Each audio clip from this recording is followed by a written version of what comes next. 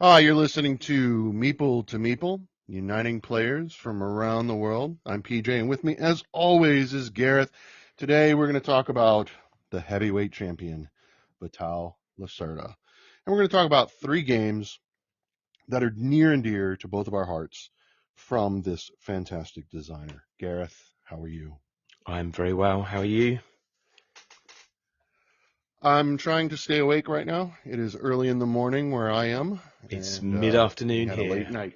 and I had a late night. So we've chosen a really good topic: heavyweight games from Vital. Um, Yep. yeah, this one's a meaty one, I think, for us even to talk about. So for those gamers who like their games with a bit more, I don't know, epic depth, multiple paths, Absolutely. Yes. numerous rules, this is the episode for you. And we're focusing on Vital. And I did a little bit of research. I think there were some games previous, but 2015 is when suddenly all the Gallerist came out from Eagle Griffin Games, and those big boxes. So I think there's been 9 games since 2015 in that format. And if you know the box I'm I talking think I about, think you're right. Yep. so I think we're going to choose It's also just 3 of those, aren't we? we are. It's an interesting partnership too, right? Because it's like it's Vital Lacerda and Ian O'Toole, Yeah. the artist, uh, working almost exclusively together, although not always. No. And then they always publish through Eagle Griffin Games. Yeah. And I'd hate if they didn't, because those boxes have now got their I think they're now across 2 Calyx squares, because I think I've got 8 of the 9. they don't fit. They stick out. They're too long. See, my Calyx is slightly away from the wall, so they are flush with the front. Well, they Things might that be we go flush with the to, front, but but they still don't fit. I'd hate to look behind, because my nice clean straight lines would look amiss. And so when you pull it out of the calyx to play, is the back like part covered in dust? No, I clean my games. No. No, I dust them every week, he says, Okay. laughing. Oh. So Yeah, I've seen pictures of your collection. we never There's dust. no way you We could. never dust.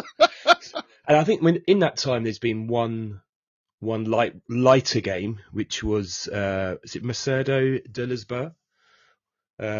Yes, which is a small component of a larger game by Yeah, Lacerda called Lisboa. yeah. So, So it's a kind of the marketplace. So we're not going to cover that one, yep, because maybe that's for a nope. different, a lighter version. So out of the games recently, we've got in theory the choice of the Gallerist, Vinos Deluxe Lisboa, CO2 Second Chance, Escape Plan, On Mars, Kanban EV, which was a kind of an updated version of Kanban back from 2000 something, and then Weather Machine, which is landing on people's doorsteps. I think if you had early release right now, that one we're not covering. We'll save that for a different day. But I think we've chosen the Gallerist, Escape Plan, and On Mars.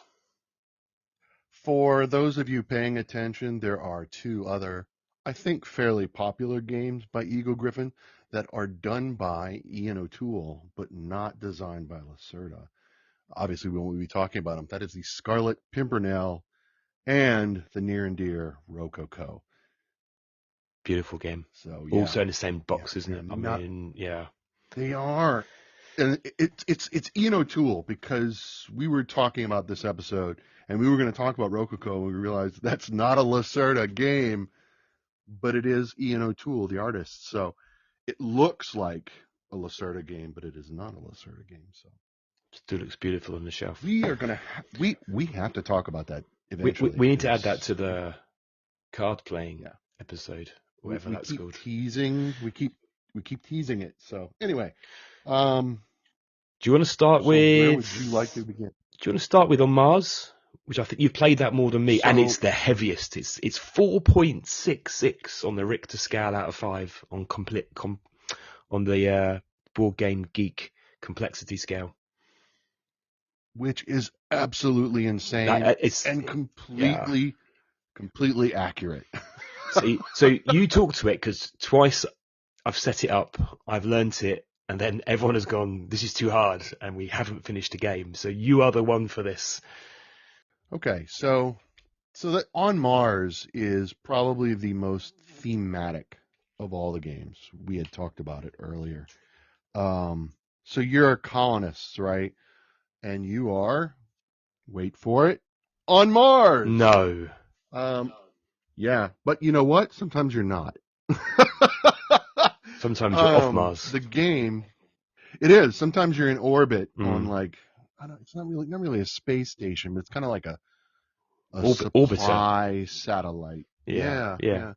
So you move back and forth between the orbiter and the planet, um, and the board matches that beautifully. And there's a little tile laying because you're building the colony, the base on the surface of Mars. But in classic Lacerda fashion, you need the resources from the orbiter to go down to the planet, and then you need the plans for the module that you're going to build, and then you have to build, and these are all separate turns, yeah. right? He's really good at stacking those tasks, which make them the epic, and it's why he's the heavyweight champion, right? These are heavy games, and these worker placements just it fits. And so you're on Mars, and it's God, the board is gorgeous. It's one of my favorite, visually stunning, because you kind of got like it's like the surface of Mars, not like terraforming Mars, because it's just beautiful, and there's like the Hmm. hexes, and you have a little rover, a wooden rover, and you move him around the board to go out and scout the surface of Mars, and you're trying to build water modules, greenery modules, mining of crystals, to which you use kind of like as a wild resource. Um, there's also a deck of cards off to the side, kind of like a sliding market, where you can employ special scientists or other, well, That's right. Yeah. specialists of any kind. And they help you to build the buildings. They help you to gain resources of the type that they specialize in.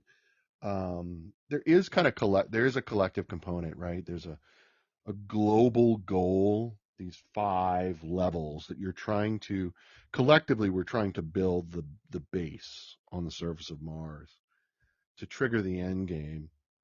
And once it hits the level, it's game's over, and whoever has the most points in the end wins. I typically lose this game to my wife because she's just smarter than me in practically everything. But it's really good because you've got to think 3 or 4 moves in advance because you want to do this thing, but you've got to go to the orbiter to get that resource. You've got to come back down to get that blueprint. You then have to employ that specialist, and then you're out of workers, and you've got to build up your quarters to release additional workers onto the board. It is a mammoth of a game. Have you played it Um, only 2-player, or have you played it with a bigger group? we have only ever played it 2 player. Mm. So the Kickstarter came out, if you recall, just before the pandemic, and Yes. there's a friend of ours who also backed it. He received his copy just before the pandemic. We were scheduled to get together. It was January of 2020. We were going to get together and go to his house, and we were going to play a 3-player game.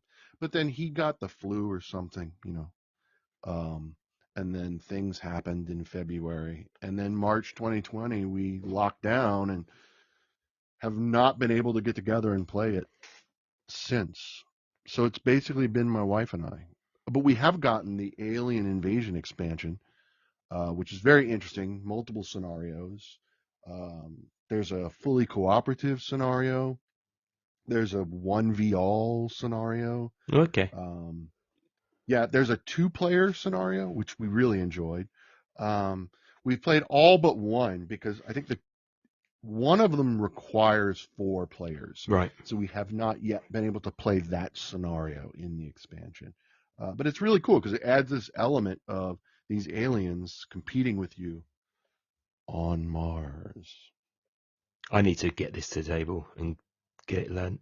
with our newer gaming group. You really do. We've probably got a better gaming group for it now. We have a mid-Wednesday, weighty Wednesdays we call it, for heavier games. So I think this is a good excuse to now go and get it. I think the On Mars Alien Invasion expansion still in shrink. That's how shocking it is. So I think the pile of shame it's about to go to the top of it, because it's a big investment as well for not playing. It's not a cheap game. These games are not cheap. So cheap. Dizzy's part of your Wednesday group. Yeah, right? yeah. Okay, so I'm going to give her a shout out. So hopefully when she listens, I'll be like, Dizzy, you need to play this on Mars. Be ready. I think no one's played it. So okay, top of the list. Okay, should we go on to the next?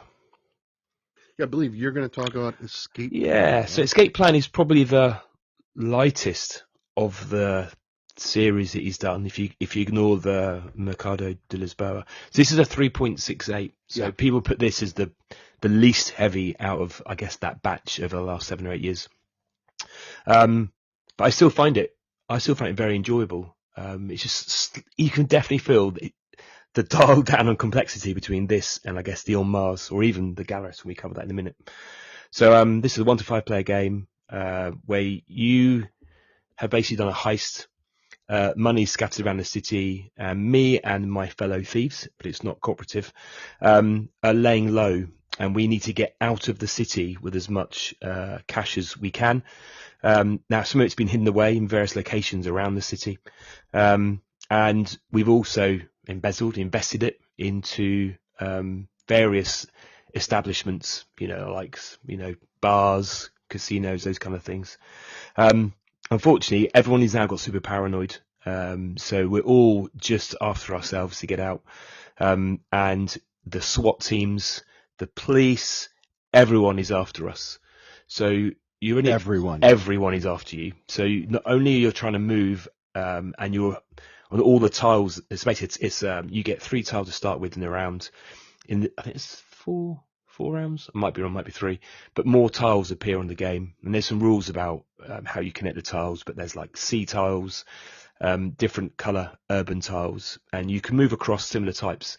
But of course, you go into space with the various different color SWAT teams. It's going to cost you action points to move out, but you can push and move them around, or bribe them, or you can hire motorcycle gangs to kind of distract the cops so you can move through and pull people away.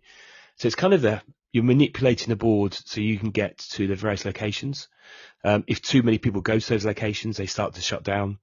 There are safe houses where you can pick up keys for like cash boxes. You can go to the shop and buy equipment that helps move in cops and the SWAT teams around.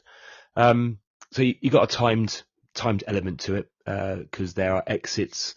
If you're the last person to leave, I believe there's a penalty.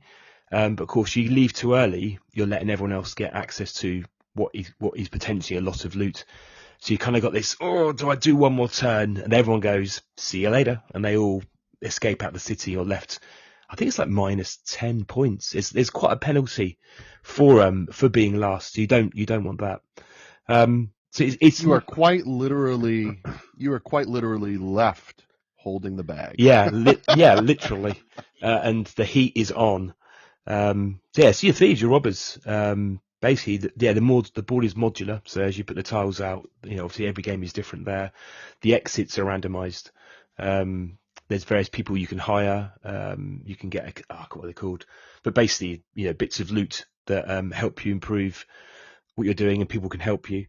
You take actions. You have a sort of day phase. You can stretch the day out, but of course you're putting more risk on yourselves. Eventually, the game ends, and whoever's got the most money wins. So yeah, you can feel loads of influence off of various, kind of typical movie heist bank scenes. It is absolute chaos. You're trying to do your own thing, but everyone's also got a little bit of like, I'm trying to screw you over element to it, as police are pulled towards your tile, which then really ruins your next go, because you go, right, okay, I had a plan, but now I've been literally swarmed on by the swap scenes, how do I get out of this? How do I get the best move to get to where I want to get to without being left to be arrested or captured? So if you're looking for like an entry into a heavier set of, I guess, Vital games, this is one that would just step you in lightly. I think I'm right in saying this, but in most of his games, there's this like exec action. So you've got your standard actions, and then certainly in the Gallerist, you can tell me whether it's in Mars, but I know it's in Kanban. You get these additional things you can do every round. By people sometimes doing things to you, you get an executive action. You've got that in on Mars. Yes. Yeah. Yeah. I think that's a feature. I think it's a unique feature to his Yeah, games, I think so. right? Yeah. So it's like on your off turn, or if you do this, you can always do. I guess like not always free actions, but he calls them executive actions. They're free in that they don't require an additional worker to be assigned or resources to be spent. It's like half an action. Yeah. Kinda. When the Gallerist we were talking about, on other people's turns might activate you to have another go, but we'll cover that in a minute. So that is right. Escape Plan. So say, I think out of the heavyweight gamers, people say this is the least heavy, but I still think if you're looking for a heavier game where there's a little bit of chaos and running around trying to escape the cops, I think it's a lot of fun. Have you played? It is a good game. Yes. Yeah.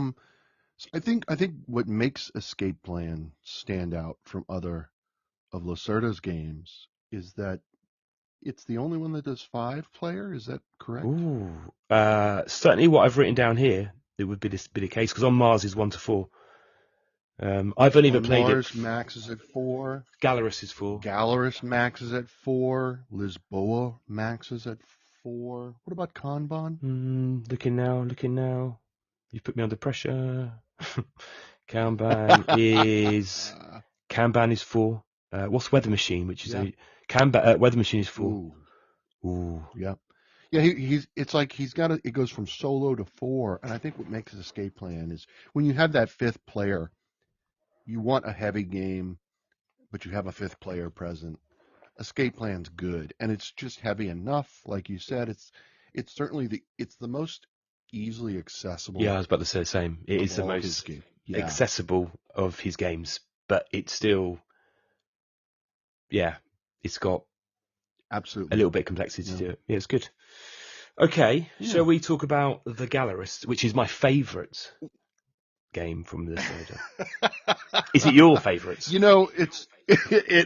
Yes.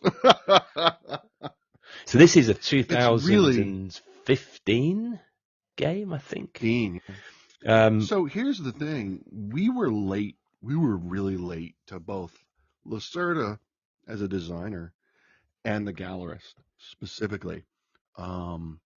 We had heard about the Gallerist, and Lacerda, his name would be dropped by gamers here in the local community. Mm-hmm.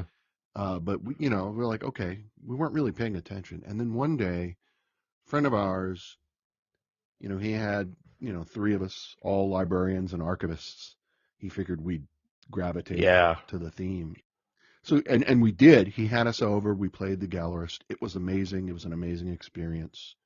And then when On Mars came out as a Kickstarter, we backed it and we added the Gallerist. Right, so we paid the extra to add that on because we wanted a copy for ourselves, and now we do. Yeah, so like I said, that's how late. So like our first Lacerda game was the Gallerist, but by the time we were playing the Gallerist, it was right before On Mars hit Kickstarter, so super late. So if Mr. Lacerda ever listens, please, I beg your forgiveness. But we love your games now. So the Gallerist was 2015, and that's about 3 years after I kind of got into the scene of gaming properly. Exactly. And, I've been doing Kickstarters, but I hadn't backed this one. But then I discovered it and was like, I need this in my life. And then, luckily somebody only about halfway up the motorway from here suddenly was selling a copy on Facebook, or no, maybe it was on Board Game Geek Marketplace. But either way, I drove there, picked it up, and then brought it home and went, "Now this is really heavy," because we weren't, we were still trying to find our feet on what heavy games were like. And we've been, but we fell in love, and it's the one we always go back to. Now it's 4.27, which it's heavy, but I always find this is the easiest to teach. I don't know why. It's still really, you think so? I think so. Maybe I'll try explaining it in a minute, and I'll trick myself up. But for those who don't know, you are basically an art dealer, a museum curator. You're managing artists, and basically take on all those roles to earn fame points. Is that right? Fame points? I can't remember how the scoring. Is it victory points? I think it's just victory points. Influence. I think it's influence. So it's interesting. So what dictates the style of play is that you're going to have two private objectives. One is a curator. That's right. Your curator objective, where you want a certain number of types of artwork in your gallery to curate. The other one is your art dealer, right? And he wants you to sell a certain number of types of art, right? Mm-hmm. And there's only four locations on the map, and you can generally do two things at each location. So, for example, you could go and identify a new artist who's not, unknown. You back them, you take some of their art, and you get a bit of exclusivity around it. And then you can take these little signatures. Tiles, yeah, right? The components are beautiful, and the art. You've got little tiles with the art where you've got abstract art and you've got contemporary art. I can't remember what they are now, but you're kind of backing and boosting the influence of your art you purchased. You can take it to international market, which is around obviously trading it. You can take them to the media center and you can market them and obviously promote them. And then there's the whole contracts, isn't there, at the top of the board, I'm now thinking. The contracts. So, as you say, you're kind of trying to get the art you need, boost them so they're worth more money, and then you can buy them cheap and sell them high. You've got the element of while there's 4 action spaces on the board, I go somewhere, and if you go there next, you kick me out, which I move into a smaller action space, which gives me an executive action, which is either to repeat that, but I have to spend some of my influence or that track at the bottom. So you kind of go and do what but you, by going to where I'm sat, you give me basically another go. And so you've got this whole, if I go there, PJ gets a go, but PJ could then do this and he's go, and you always try to work out the most efficient way of not giving you much to advantage, but me getting on with what I've got to do. Right. It's kind of like, for those of you who are familiar with Scythe, you have a single pawn piece that you move from these 4 locations. But then you have, in the center of the board, you have pink, brown, and white little meeples who represent art dealers, art critics, and I don't know, somebody else. I was about to look it up, yes. People. They're people moving. Yeah, you're probably looking it up. They're moving between the galleries, the plaza, and your reception into the gallery. And if they're in the gallery browsing when you do something, you just get more points. So they're in there. Yeah, and they walk around. If you've got VIPs, the white ones are VIPs. So if they're in your gallery at the point of selling, then you get more points. So and you can do things to draw them away from my reception. So you think you're set up, and then PJ goes, nah, not today, and you've enticed them with free donuts or whatever you're going to give them to come to your gallery instead. Probably free food. Yeah. Yep, absolutely. And you have like these little tickets that help you to move them from spaces, and they're in the pink, the brown, and the white. Beautiful components, again, like you said. I think so. What's interesting is, so you have these 4 areas, right? Mhm. and each one has two possible actions. You Mhm. choose one, right? And then when you're done with that main action, in classic Lacerda style, you have a list of executive actions you can take. Yeah, you've got exec actions Housekeeping. and Yeah. you've got kicked out actions. Yes. Yes. It's amazing, and it's one of those where I really like. Ultimately, you want to do this thing, but in order to do it, you've got to do these four other steps to get there, and it feels heavier than what it's rated. You think it's heavier than 4.27? Yeah, I think it. I Do think it you? feels Yeah, heavier. actually, Yeah. I feel it feels lighter than that. Is that weird? Wow. Out of all of them, we played this the most, and I can generally start playing with a very quick skim of the rules. Maybe it's so thematic that It maybe is. that helps because you've only really got, you say, you've got 4 places to go, and you're doing that to that. But learning the sweet spots of the strategy, I wouldn't say I've ever got that nailed. I kind of can do okay at it, but everyone I teach it to, yeah, I think the first game you're kind of trying to work out the interrelationships between the 4 zones. But it's a very pleasant experience, and it comes to those little easels where you put your art, and you can get bonus points at the end for having the right art from the bonus area. The game ends when 2 ticket piles, the tickets that you move your little meeples with, runs out. I seem to remember. Yep. Um, Yes, that's correct. I Yeah. think if I was recommending a Vital game, I think I'd always recommend the Gallerist first. What game would you recommend? No, it's interesting. I agree with you. Although, to be fair, we just said escape plan is the most accessible. So maybe escape plan. And if you're looking for something heavier, the gallerist. Um, Yeah. So if I was talking to a you heavier know, game already, it would be start with the Gallerist. Yeah, I agree. I think if you're a seasoned gamer who really enjoys heavyweight worker placement style games, and if you're already familiar with Lacerda, even better, I think you go straight to On Mars. Um, Poof, you've gone I think straight if to you're, the top #1 heavyweight yeah, slot. yeah, absolutely. I think though, if you're new, if you've never played a Lacerda game before, depending upon your game experience, right, whether you're a gateway new gamer or you've been gaming for a while, either way, you're new to Lacerda. I think Escape Plan is probably the first introduction to Lacerda, and then I'd follow it with the Gallerist. Yeah, I think maybe the theme. So if you're into your cops and robbers, you go Escape Plan. If the theme doesn't Right. appeal, the step up into the Gallerist, I feel isn't as huge. I think we've got somebody coming over at the end of October who said, "Oh, last time I posted on Instagram this," and I said I shall give it a teach for that kind of. They I are mean, they are an it's experienced good. gamer. They play loads of heavier games, but they've never played in Vital. But they are very experienced. So I think you're right. It's a Well, fine good. balance. Yeah, it's good.